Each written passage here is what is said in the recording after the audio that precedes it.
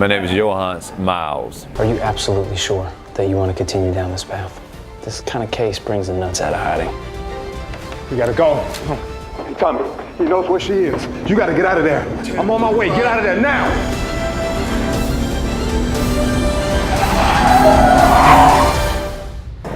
Well, when I was finishing up high school, one of the first things I wanted to do was go to LA. But after kind of, and not necessarily researching, but looking at the tools and the knowledge that I had learned while growing up in Birmingham, there was just one little element missing, before I wanted to venture off, out west. And I think that was embracing more of my identity as an African-American male performer. And so when I got this brochure flyer that had Dr. Tania Stewart on it, who was from Mississippi, but she's done an impeccable amount of work working with Samuel Jackson in the heat of the night. And so she was a guru, pioneer, in a lot of ways. Saw that flyer, said I'm going right down the street to Montgomery, Alabama to school. And at that time, it's still a growing phase, so I was young. I was getting knowledge, I was growing, but I still, until after graduating, didn't really grasp, wow, that was the best choice I made.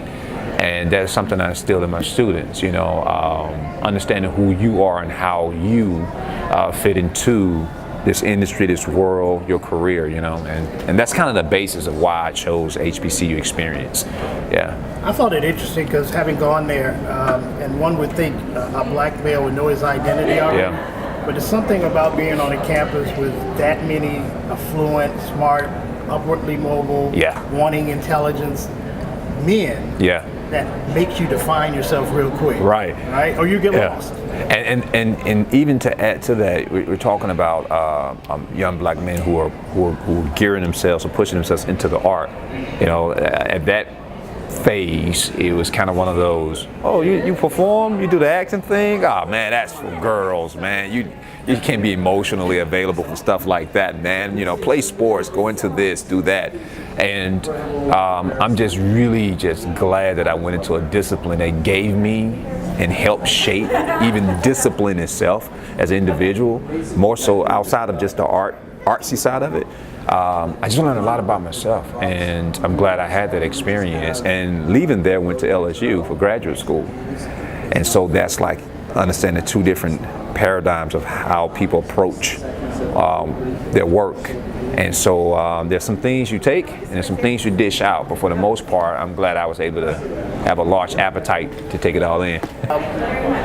Growing up wanting to be an actor, oftentimes kids want to be something they don't actually get to do it. Yeah. You did. When did it hit you? Like, what moment did you stop? Maybe in a hotel room, maybe in the back of the set getting some coffee. That, damn, I'm an actor. I'm an actor. Like, I'm really an actor. This is really happening. Let's see. Wow. I think the moment that happened for me was a show we did called Drums of Sweetwater. And it was directed by Tania Stewart, written by Thomas Milan's son, who actually is a playwright and director at Texas Southern University, which is another HBCU. And I was on stage, and Dr. Stewart was in rehearsal. She says this phrase, "You got it." God, what? That's it. Going, what is this woman talking about? You got it, man. And she goes, ooh. I said, Doc, what are you talking about? The rehearsal? He said, I just can't tell you, but just know that you got it. And I went on this search, those semesters going, what does she mean by that? And I think after that show, later on, it hit me, but it was that show. And it was the art of storytelling, the art of connecting to something within me to either inspire, change, irritate, shape people's mind, just the ability to perform. But it was more than just me. It was something that I did that made her see herself in me, something that she also believed. And that was the defining moment for me to say, I'm an actor. Bill Duke. Got to be insane. Man.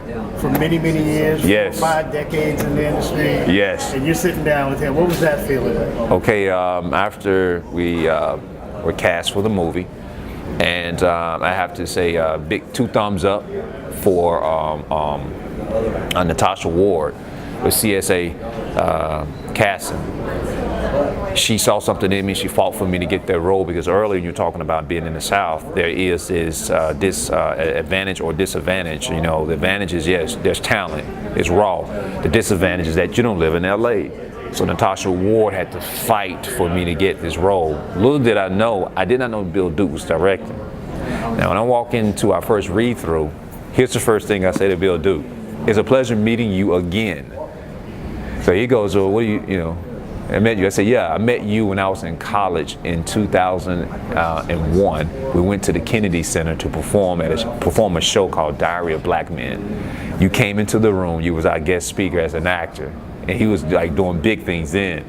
And the words you said to me just transformed my life. Just 'cause you're the first kind of like celebrity actor I met. I'm a sophomore, junior in college. I didn't meet no actors, no celebrities.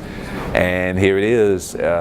We shot Pretty Equal 2016. So 16 years later, we meet again, and he's directing me in a film. Yeah, full circle of life, man. I'm telling you. Make that up. Yeah, I cannot make that up.